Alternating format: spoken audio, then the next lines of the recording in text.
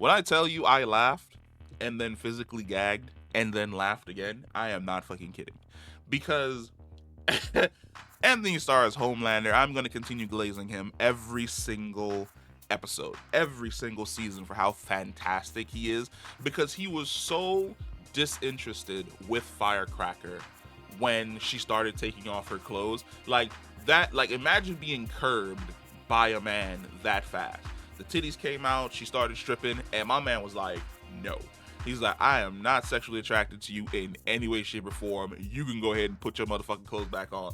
And the second she squirted that milk inside his mouth, his whole demeanor, like he went from like, bitch, if you don't get out my room with that naked shit, to the milk being squirted into his mouth and him going, hey, wait a minute, hold on. Like he flabbergasted. He was flabbergasted. I have never seen somebody shut Homelander up so fucking quick in the middle of him talking shit as fast as Firecracker did when she shot that milk into his mouth. But it's so interesting that this dynamic, which just occurred this season, is a full circle to a dynamic that was in season 1 with Madelyn Stillwell. So for people who've probably forgotten about season 1 Homelander, which I have no idea how, it's in my opinion, it's my favorite, my favorite aesthetic for Homelander, where he looks like the Clark Kent archetype character before he just starts going off the rails and covered in like a layer of grime that never really goes away. It is the idea that he was basically stalking Madelyn Stillwell because he has an Oedipus complex, which is he's craving for a mother figure in a sexual manner, in a perverted way. And he latched on to Madelyn because Madelyn was, not only was she a mom and she was doing the whole breast pumping thing, but she was also a woman in charge of him. And we see him kind of fiend over the milk, watching her milking, being jealous of the baby Teddy who's able to basically lay on Madelyn's lap and just like lap up all the milk all fucking day. He ends up killing Stillwell because she essentially reveals that just like everybody else on the planet, she's terrified of him. What she's doing is basically just PR. She's a representative with no real attachments or emotions or feelings towards Homelander.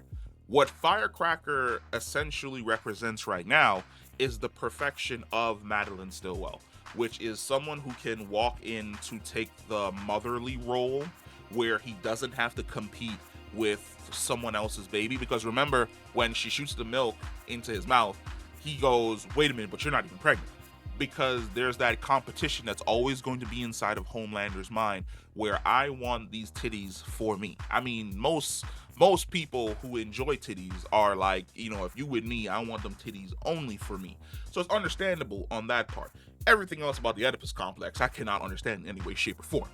But the competition with the child is no longer there, which is why he says, you're not pregnant. Then she explains the fact that she did this because there are certain hormones and injections that you can take that allow your body to basically start lactating and producing breast milk. And he's shocked that somebody would be willing to essentially go through these changes or make these changes for him, because that's the level of loyalty that he was essentially expecting. Is she afraid of Homelander? Everyone's afraid of Homelander. But she's making the sacrifices to essentially make him happy and make him comfortable, which is what he was hoping for from Madelyn in season 1, until he realized that she was completely fake and she was useless and he killed her. Funny enough, this actually goes back even further, not before, technically before season 1, but for a situation that occurs with Homelander when he was a child, where they had a nurse female come in and she was the motherly figure for him, and he was hugging her, and then he applied super strength and he killed her. And because he could hear her heartbeat and he could sense that she was afraid, it's the idea that he's always listening and his actions are going to be reflective of how that person is essentially feeling in regards to him. For Firecracker, I'm fairly certain when he listened to her heartbeat, wasn't beating fast. Well, probably beating fast, but he could see the increase in adrenaline. It wasn't from fear. It was a finally, I'm getting the man that I want, even if it's this way that I'm going to be getting him. And that instantly turned him from, I am never going to have sex with you in any way, shape, or form, to, hey, wait a minute. I'm willing to lay on this couch and suck them titties all day. But let me know what you guys think about Homelander and his milk and titties fetish, and whether or not that milk and titties fetish extends to cookies as well. Because cookies and milk is like the fantastic combination. Those two things that just perfectly go together, like peanut butter and jelly, baby. Comment down below, let me know, and I'll catch you in the next one. Peace.